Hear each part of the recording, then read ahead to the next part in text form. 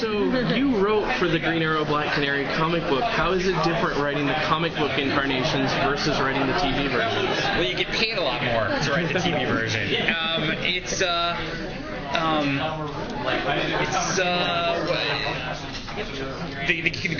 Our take on the character in the TV show is a lot more grounded and realistic than he's ever been portrayed. Certainly in the comic, in the comic book, he really is part of the DC universe, with the Justice League and Superman and Batman and Count Vertigo and villains with superpowers. And for the TV show, we've done away with a lot of that. That the only vigilante or the only masked hero in the world is Oliver Queen, and there are no aliens and there are no supervillains, and it's just a much more realistic take on the character. So that's really been the big difference.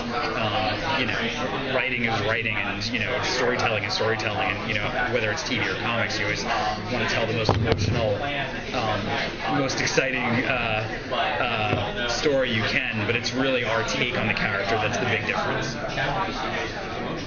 So they screened the pilot on Wednesday night during preview night. Yes. Fan reaction, seems to be very positive so far with everything that we've seen and heard. What is your reaction to the Comic-Con take? I guess it's been surreal. I mean, I'm a huge genre fan. I've been coming to Comic-Con for the last 13 years, and it's surreal to see something that I wrote now on taxi cabs and bags and posters, and to be here with Stephen and Katie. It's just great. I mean, I love Comic-Con. It's just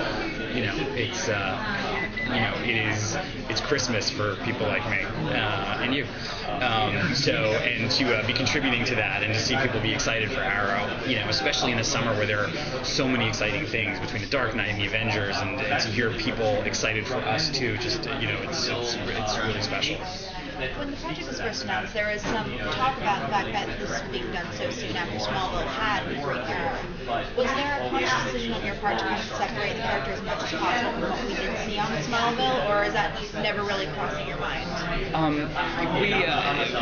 For us, we were starting from scratch, the whole time. I think there was a lot of public speculation about it, more so than it ever was on our part, and that's not to dismiss what they did on Smallville. I mean, I was a huge fan of Smallville and loved the show, and I certainly love Justin's take on the character. Our Oliver Queen, aside from the him being a playboy who was shipwrecked on the island and came back with a mission of social justice, that's about where it ends between Justin's version and Steven's version, and one doesn't obviate the other.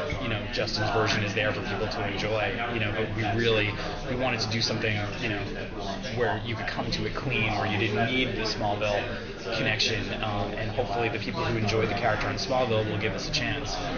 Like, one of the great things about superheroes is that you can love the Michael Keaton version of Batman, you can love the Christian Bale version of Batman, and you can love the Adam West version, and they're all great, and one doesn't obviate the other. So hopefully people will tune in. There's a moment in the pilot where I think it's Laurel says that her father says to always stay within the law. Mm-hmm. Is this a reference to her mother by any chance? No, it's really, yes, I know what you're saying. No, it's really to help set up the dynamic of, what the series is about, and exploring what it really means to be a vigilante, and setting her father up as the chief antagonist to Oliver. I mean, every week Oliver will be facing a bad guy, but the truth is his real nemesis is Detective Lance, who's trying to bring him into justice. And Detective Lance, who, over the course of the series we'll learn, has suffered some, devastating emotional losses. He's really thrown himself into his work, and, the only way he can sort of see to keep his sanity is to really believe in law and order. And somebody like the Arrow comes along who is operating outside the law, and whether he's doing it for good or bad, it doesn't jive with Lance's worldview. And his daughter is going to be caught in the middle because she loves and respects her father, and she's always believed what he believed, but at the same time she's going to see this, this dark urban legend out there that's actually doing a lot of good, the kind of good that she wants to be doing in her role as a legal aid attorney. So, the show is all about triangles, not just love triangles. It's always, we always want somebody caught in the middle of a philosophical debate. So that's where that line comes from. So I'm sorry. Go ahead.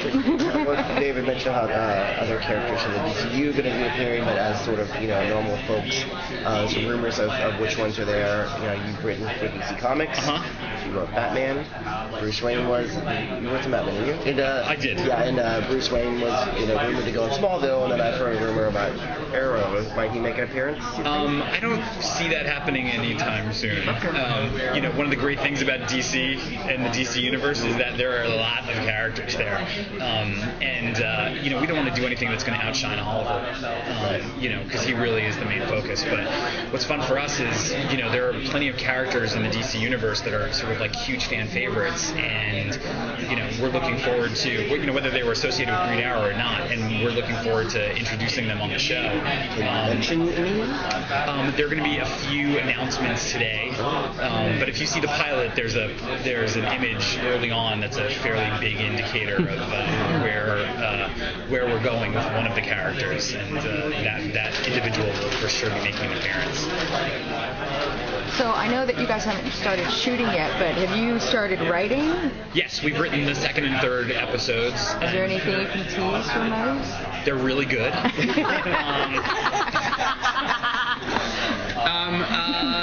No, it's an expansion of what you saw. We have a couple of DC Comics villains in both the second and third episode. In the second episode, one you've never seen before outside of the comics, and then the third, someone you have seen before, but you're going to be seeing in a very different light. What I can tease. We won't tell anyone. Right. No, you and your cameras. That's right. I think I'm gonna have to state mum's the word. This is my. You got to be gentle with me. This is my first time out. No, we're really excited. We're really happy. The response. It's funny. You work on a lot of TV shows, and the crew just sort of goes about their business. And we were so blessed to have David Nutter be our director on the pilot, and the kind of talent that he attracts, and all those people who came along, and people really took pride in working on this show. And so many of those people have come back for the series, and the response from the crew and the cast on reading the second episode was, it was really amazing and gratifying. And just hearing people say, God, we had hoped that the series was going to be as good as the pilot, and they, so far the response from people who've read the scripts and feel like we're moving in that direction. So. How far in advance, when you're putting the series together, do you have ideas for subsequent seasons, or you're just looking at the first season? We have some sort of like grand plans. We sort of, Greg Berlanti and Mark Guggenheim and I, who created the show, we've done enough series now to know that it's good to have a plan, even if you shy away from it at some point. But we have some grand plans for overarching stories. We have this season pretty well mapped out, at least as far as the big signposts along the way.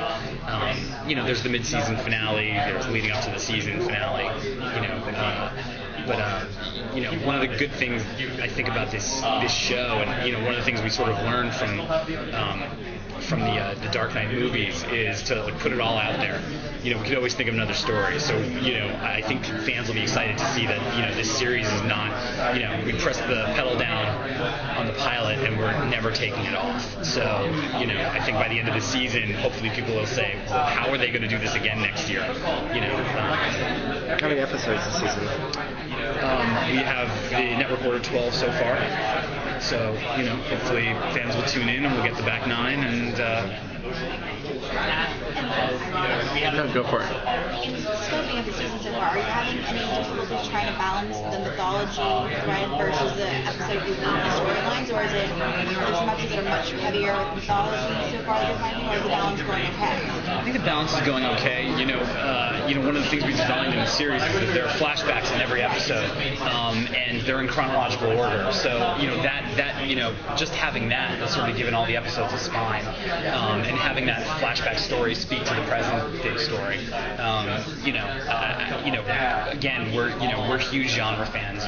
Buffy is my favorite show of all time. So and Doctor Who. So I worship at the altar of Joss Whedon and Stephen Moffat. So I think you'll be seeing that sort of in the same way that they both of them are so clever about making sure every episode is enjoyable on its own, but then giving you enough to sort of to connect the dots. And it's very important for us to sort of we don't throw plates in the air without having a way to catch them. So hopefully that as the series progresses, you'll be able to look back and even into the pilot and go, oh my God, that's what they did there, because that's certainly been our intention. I have a question. Is your Booster Gold project still in play? Yes, I'm actually turning that in next month. And it was very cool. I got to meet Dan Jurgens last night, who created the character in the comic books, who I'd never met before.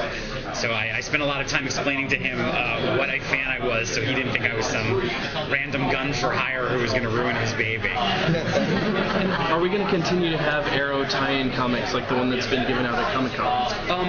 I hope so. I think in success, hopefully, we've talked, possibly about either, having the character in the comics start to more closely resemble our take on the character, or maybe even having a comic book tie-in like they had with Smallville or Supernatural. We're certainly open to everything. I guess it's, however much the fans want is however much we'll give them.